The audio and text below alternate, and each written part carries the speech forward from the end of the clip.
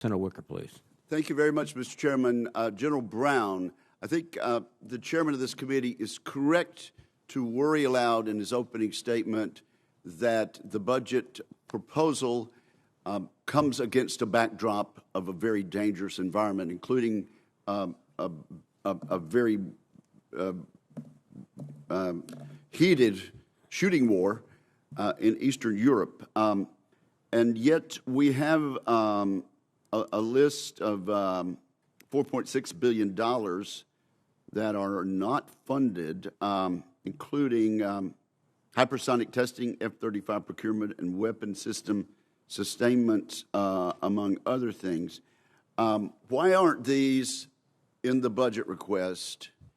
And I think I know the answer, but you know, General Washington established a provision over 2 centuries ago that the military is answerable to the elected leadership of this country, and that's one of the crowning jewels of our system. I support that, and when the president tells you what to do, you salute. But am I to understand that hypersonic testing, F-35 procurement, and these $4.6 billion worth of unfunded priority list would help us in this dangerous environment?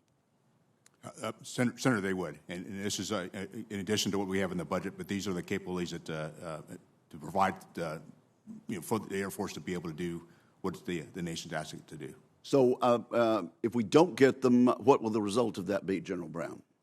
Well, there is anything we don't have is going to drive some level of risk, and this is something that we talk internal to the Department of the Air Force and with the Department of Defense of how best to balance against the current threat, and then also posture ourselves against the future threat. I hope it's going to be the position of Republicans and Democrats in this committee that these are risks we don't need to take in this current environment. General Brown, we know that you can't predict the future.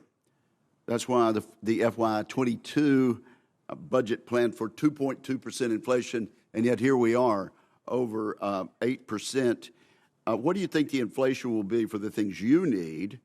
I think it certainly will be more than 2.2%, and actually it's 5% plus difference in predicted inflation and actual inflation. That's having a negative impact on the Air Force fiscal posture, is it not?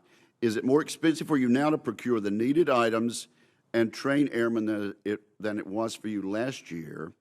And therefore, would you support more funding through a defense supplemental in order to account for the difference in what we thought inflation was going to be and what it actually is? As you might imagine, with inflation, as you said, I can't predict the future, but as we see what is happening today and what the trend lines might be, the aspect for us to really come back and work with the committee and the Congress on how best to approach this and how both internal, but also with the committee on how best to approach where inflation is taking us, not only right now, but what might happen here in the future as well. So I'm asking your advice on whether this committee and this Congress should come back and account for higher inflation in a defense supplemental. Well, whether it's a supplemental or whatever other approaches you might take, what I'm telling you is we do want to work with the committee and the Congress on how best to address the inflation. Well, a defense supplemental would do it quicker, would it not, General? It probably would. Okay. Now let me also ask General Brown about undergraduate pilot training. The budget process proposes retiring 50 T-1 training aircraft, including many in my state of Mississippi. These requirements are part of the Air Force's shift to undergraduate pilot training 2.5, which incorporates simulators to a larger extent. Do you expect to produce the quantity and quality of pilots needed in the Air Force by shifting to these virtual simulators in the undergraduate pilot training 2.5 model? I do, and I think one of the areas that I go back to when I went to pilot training, nearly 37 years ago. The technology we have today in our simulator capability is much different from when I went to pilot training. So we're really taking a different approach, and also understanding how our young people, our lieutenants that come to pilot training, how they learn and learn differently from the way I did. So I do see that we will still be able to make the numbers and provide the quality. How long has that been in the works? We've been working this process for probably about 3 to 4 years. And it's not budget driven? It is not budget driven. Thank you, sir. And thank you all for your service. Thank you, Mr. Chairman.